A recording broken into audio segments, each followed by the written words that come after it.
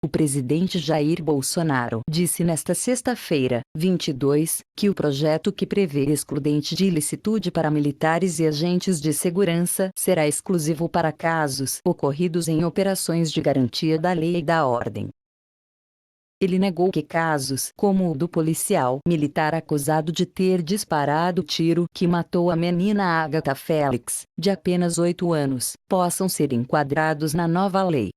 O projeto nosso trata de garantir a lei e a ordem. E quem estiver conosco nessa operação, afirmou Bolsonaro, após proferir palestra na Escola de Comando Estado-Maior do Exército, na URCA, Zona Sul do Rio. O excludente de ilicitude está previsto no artigo 23 do Código Penal, que exclui a culpabilidade de condutas supostamente ilegais em determinadas circunstâncias. Conforme esse artigo, não há crime quando o agente pratica o fato em estado de necessidade, em legítima defesa, em estrito cumprimento de dever legal ou no exercício regular de direito. O parágrafo único diz: o agente, em qualquer das hipóteses deste artigo, responderá pelo excesso doloso ou culposo. O projeto de lei 882/19, apresentado à Câmara pelo presidente Jair Bolsonaro como parte do pacote anticrime do ministro da Justiça, Sérgio Moro, acrescenta a esse artigo o seguinte parágrafo: o juiz poderá reduzir a pena até a metade ou deixar de aplicá-la se o excesso decorrer de excusável medo, ou seja, surpresa ou violenta emoção do indivíduo haja impulsionado por medo, surpresa ou perturbação de ânimo em face da situação. Os críticos do projeto afirmam que essa proposta representa uma espécie de carta branca para policiais matarem. O ministro Moro, em artigo publicado na imprensa em março, nega que essa interpretação seja verdadeira. Segundo ele, o texto apenas descreve situações de legítima defesa já admitidas pela prática, como na prevenção da agressão a pessoas mantidas como reféns, por exemplo. O ministro ainda disse que a proposta regula a questão do excesso em legítima defesa, reconhecendo que quem reage a uma agressão injusta pode exceder-se. A ampliação do excludente de ilicitude foi uma das promessas de campanha de Bolsonaro. Não é justo, por exemplo, vou citar o caso das Forças Armadas. Um garoto de 20 anos de idade, torce pro Flamengo, tem sua namorada, vai pra praia no fim de semana, e numa operação, no esforço de garantir a lei e a ordem, acontece um imprevisto numa área urbana, você é submetido a uma auditoria militar e pega de 12 a 30 anos de cadeia. Isso não é justo, defendeu. O presidente garantiu ainda que todos os casos serão analisados. Nenhum militar vai sair cometendo absurdos e excessos. Isso não passa por nossas cabeças. Um possível excesso doloso teria punição, afirmou.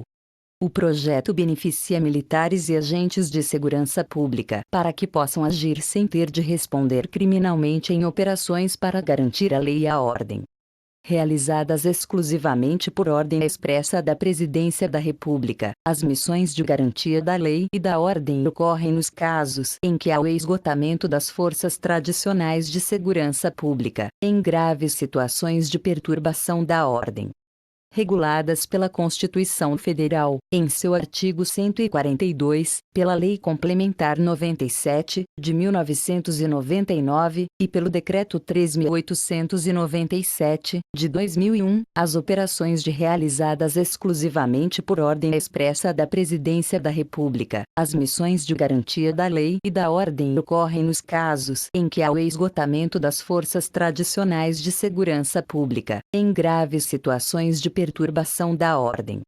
Nessas ações, as Forças Armadas agem de forma episódica, em área restrita e por tempo limitado, com o objetivo de preservar a ordem pública, a integridade da população e garantir o funcionamento regular das instituições.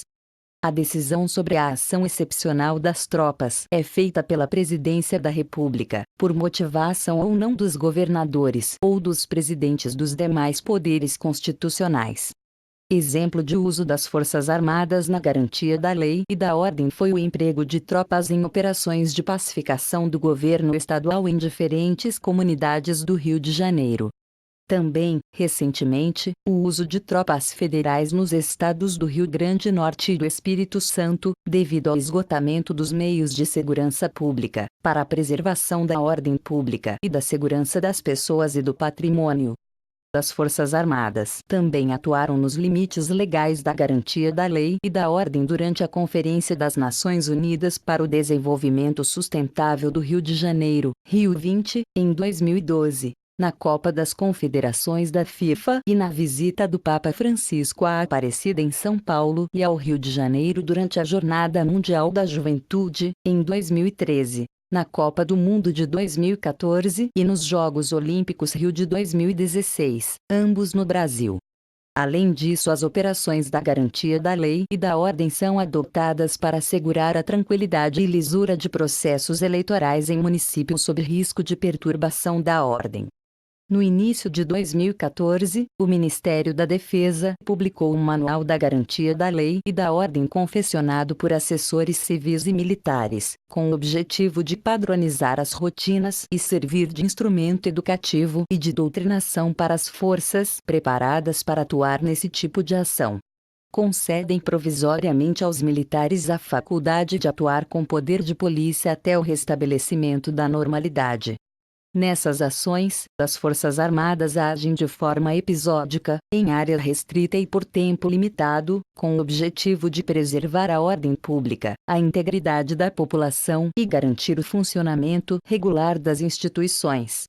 Em caso de necessidade de apreensão ou prisão em flagrante delito ou por atendimento a mandado judicial, não utilizar algemas, em qualquer hipótese, em crianças e indivíduos dos demais grupos, só em caso de resistência e de fundado receio de fuga ou de perigo à integridade física própria ou alheia, por parte do detido ou preso, justificada a excepcionalidade por escrito. Todas as ações de abordagem e revista, se possível, devem ser filmadas ou fotografadas, como forma de proteger os militares contra falsas acusações de prática ilegal ou constrangedora.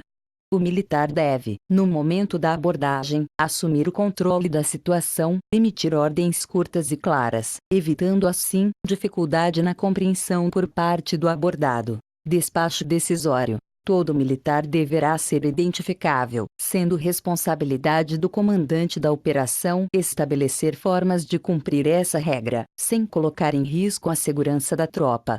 O militar, ao fazer abordagem ou a revista, deve dirigir-se ao cidadão da seguinte forma: bom dia, boa tarde, boa noite, estou a serviço das Forças Armadas. Preciso de sua colaboração para proceder revista pessoal e de seus pertences. Se a revista resultar em detenção, apreensão ou prisão, agir da seguinte forma: você está detido por o ato infracional ou existência de mandato de busca e apreensão. Você tem o direito de permanecer calado, tem o direito à assistência familiar e tem direito à assistência de advogado. Sempre usar expressões do tipo cidadão, cidadã, senhor, senhora e nunca termos pejorativos, discriminatórios ou irônicos. E no caso de cidadão não portar identificação, deverá pelo menos informar a filiação e a data de nascimento, a fim de permitir a consulta aos sistemas de arquivos de segurança pública. Se não for possível com esses dados identificá-lo, deverá ser conduzido à autoridade policial competente. Contravenção prevista no artigo 68 do Decreto-Lei N. 3.688/1941. Inscreva-se no canal. Ative o sininho para receber outras notícias a qualquer momento.